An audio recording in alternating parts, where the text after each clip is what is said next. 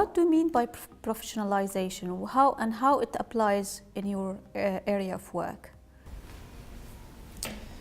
My interpretation of what professionalisation means is that there is a recognised, I think, set of criteria that you can apply to any occupation that makes it a profession. So classically you would say that the members of that profession would be educated, and they would be educated normally to degree level, and that they would have a body of knowledge that was uniquely their own. In reality of practice, you draw on lots of different bodies of knowledge, but actually for nursing we have a body of knowledge which we are creating for ourselves, which is unique to us, through research and through evidence-based practice. And so you also regulate yourself, so you have a means by which you allow people to enter the profession. You have standards against which they have to meet to enter the profession, and then there are standards that you have to maintain your membership, if you like, of that profession. And the professional regulator ensures that if you step out of line, you can be removed from the register and actually removed from the profession. So it's around those broad areas that I would say my definition, if you like, of a profession or professionalisation is all about, and the process by which you get there is the process of professionalisation. Yes. Bob, is there anything else? Well, we're fairly new to this journey, less than 20 years, and I don't know that we really understood exactly what we were taking on when we headed off towards registration, CPD, fitness to practice, and it's only more recently that we've actually gained the full graduate education. But broadly speaking, I think it was a sense of we no longer were just ambulance driver and an ambulance attendant, and that we actually were starting to build research. Many people are already starting to develop their own specialities. And exactly as Steve has said, all of the things about what makes up a profession, I don't think they're very different between nursing and the ambulance paramedic world. The only thing perhaps we're having to do is we've had to learn from other professions. So we have learned an awful lot from nursing, and I'm hopeful that the police will be able to learn from both the paramedic world and nursing and other professional groups who've undertaken the same journey. Yeah. Denise?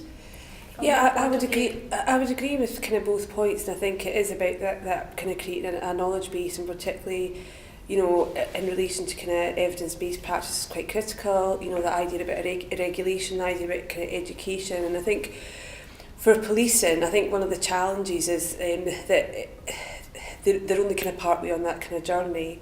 And I think one of the issues is the term professionalisation sometimes. So I think that is actually what sets a profession out, is those core characteristics that are quite important to define the profession. But sometimes using the term professionalisation is quite a kind of challenging term for them to use, and particularly in relation to policemen, because I think the idea that, well, are we not already a profession? We do a professional job, we provide, yes, you know, a public service.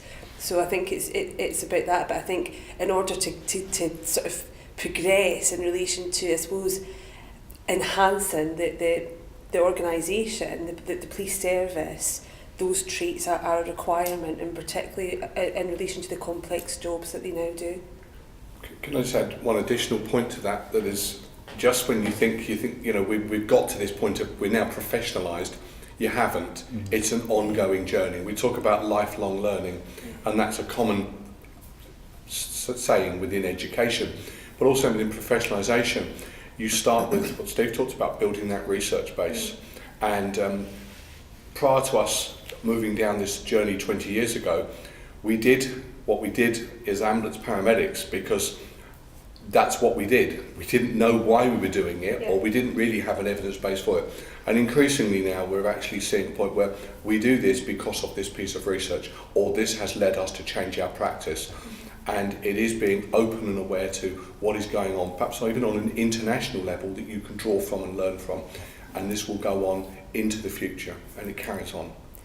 And I think in some ways the police have started on that journey, because evidence-based practice does exist. It's not that, you know, they don't actually do these, but yes, I think it's just that they're further they're still on the journey, so they still, you know, that process. So it's not that the idea that these characteristics, some of them don't exist in terms of kind of regulating the body, but some of those kind of core aspects around kind of knowledge or education.